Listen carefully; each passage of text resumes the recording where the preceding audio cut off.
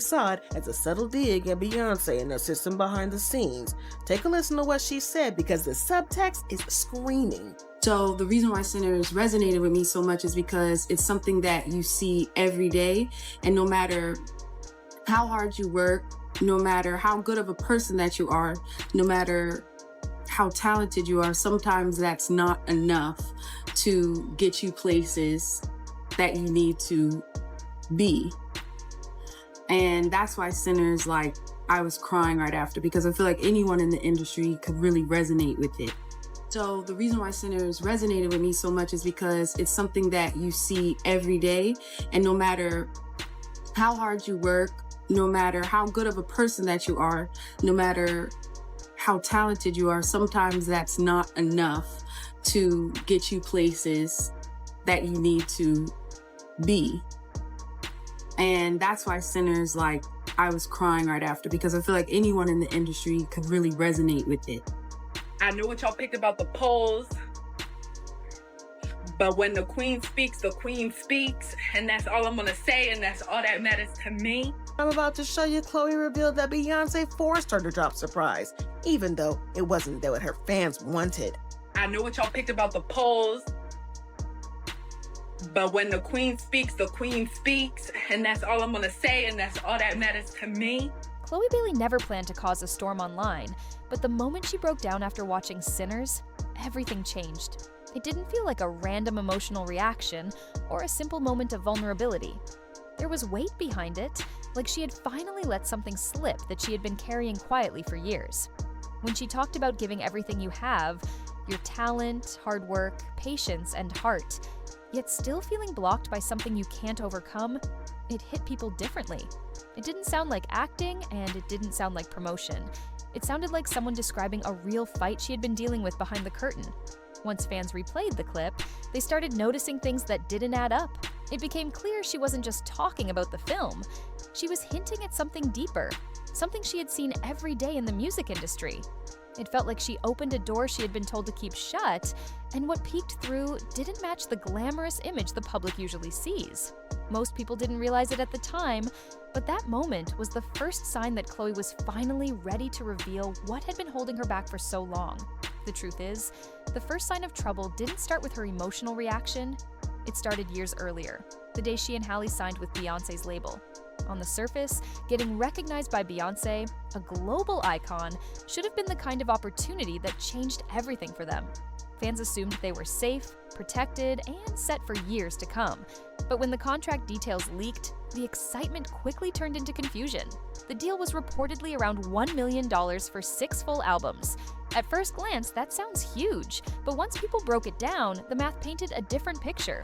6 albums at that price meant only about $160-something thousand per project.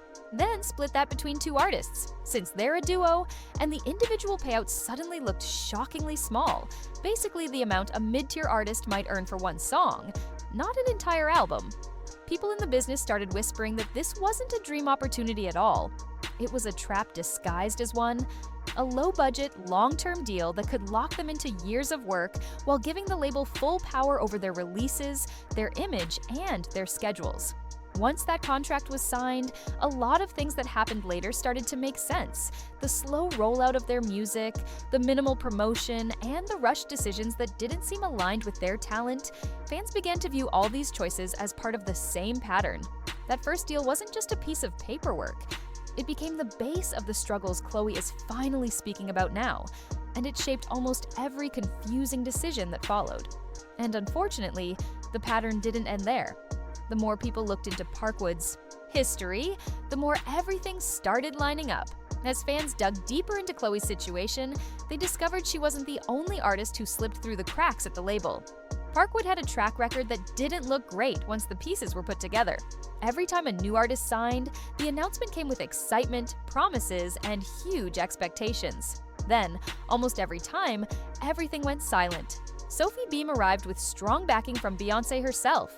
Fans expected big things, yet before she could release a real body of work, she spent 2 years stuck in a developmental stage and was eventually dropped without explanation. No album, no rollout, just gone. Then there was Ingrid Burley. Her situation was even more shocking. She actually completed an entire album under the label. Everything was ready, but instead of releasing it, Parkwood held onto the project until her contract expired, then shelved it as if the album never existed. After seeing two artists lose momentum in similar ways, fans went back and reevaluated Chloe's timeline. The delays, the lack of visibility, the strange release strategies, they all started to match a now familiar pattern.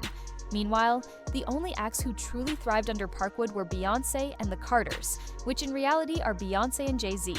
That's when people started questioning why someone as gifted as Chloe wasn't receiving a similar push. Why was her career rollout unstable, while Halle's path seemed organized and intentional? The comparisons made the situation look less like neglect and more like Chloe was being placed on the same forgotten shelf where other Parkwood artists ended up. That realization led fans to believe that something larger and more deliberate might be happening behind the scenes. The first noticeable crack appeared when Chloe asked her fans to choose her next single.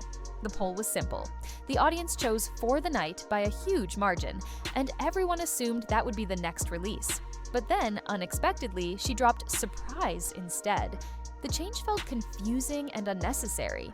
Fans weren't just puzzled, they were frustrated because it felt like their input didn't matter. Later, Chloe went live and explained it in one line that instantly made people uneasy. When the Queen speaks, the Queen speaks. Her tone didn't sound enthusiastic or confident. It sounded like someone who was following a direction she had no power to refuse.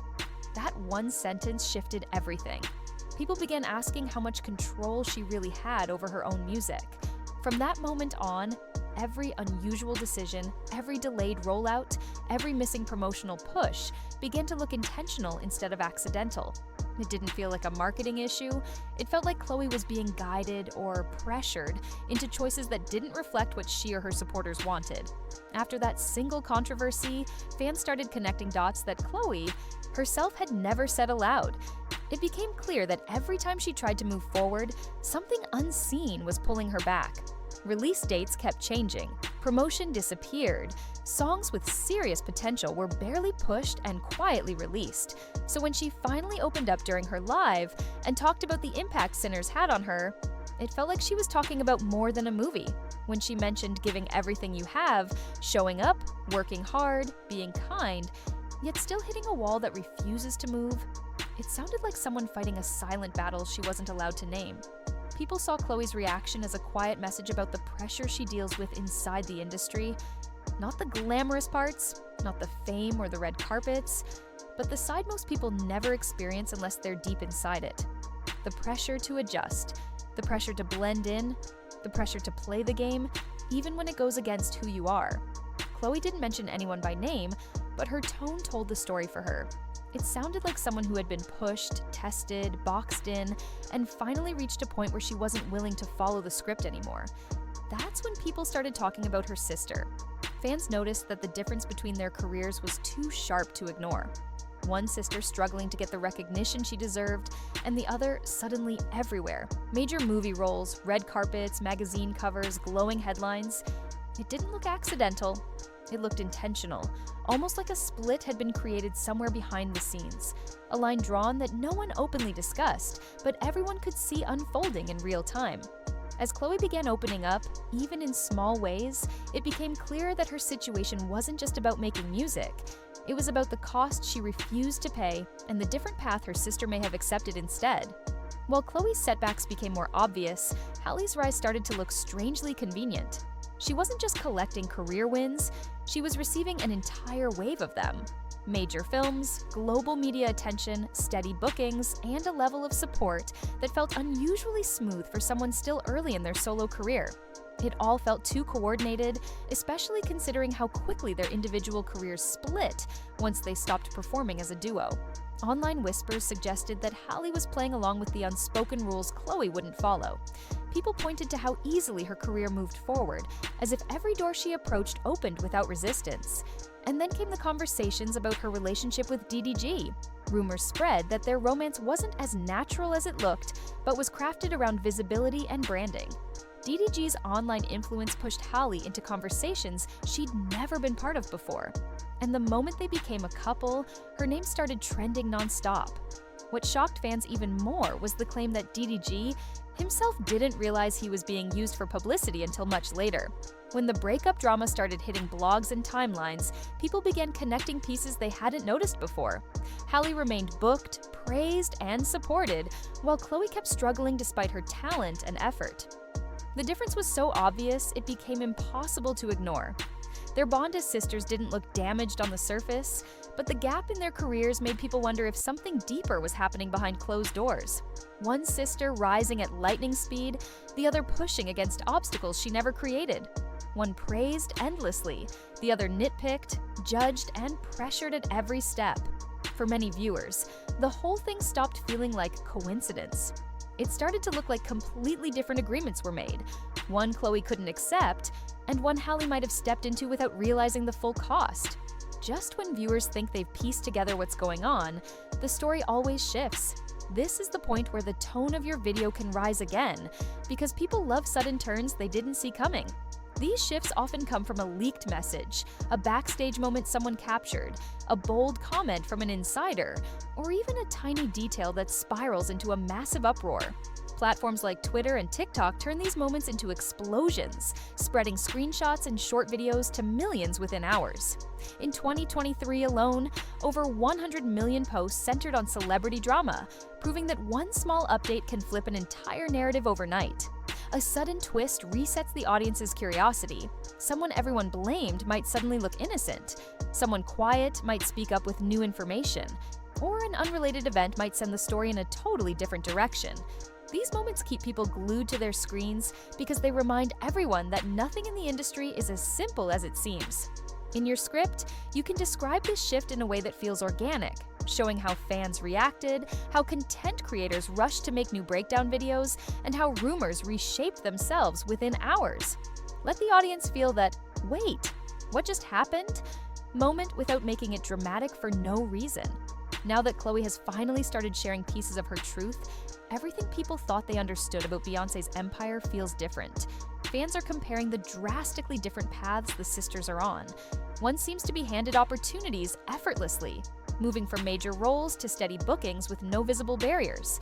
The other, despite her undeniable talent and relentless work, keeps fighting for every chance, every release, every bit of visibility. It's a harsh contrast that brings up uncomfortable questions. Why is one career so smooth while the other is full of roadblocks? And when Chloe hints at restrictive contracts, sabotaged rollouts, and a system that rewards obedience more than authenticity, it makes fans wonder if she just revealed something everyone overlooked for years. There aren't clear answers, and that's what makes the story so gripping. Instead of resolving anything, it leaves an uneasy shadow over the industry.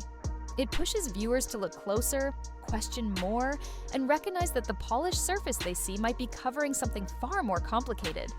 Chloe's voice is growing louder now, and because of that, fans are left with more questions than answers. Speculation spreads, theories grow, and the curiosity only gets stronger. What once looked simple now seems layered, strategic, and far more tense than anyone imagined. And because of that shift, people will never look at Parkwood, Beyonce's empire, or the sisters' rise in the same way again. Thanks for watching full video.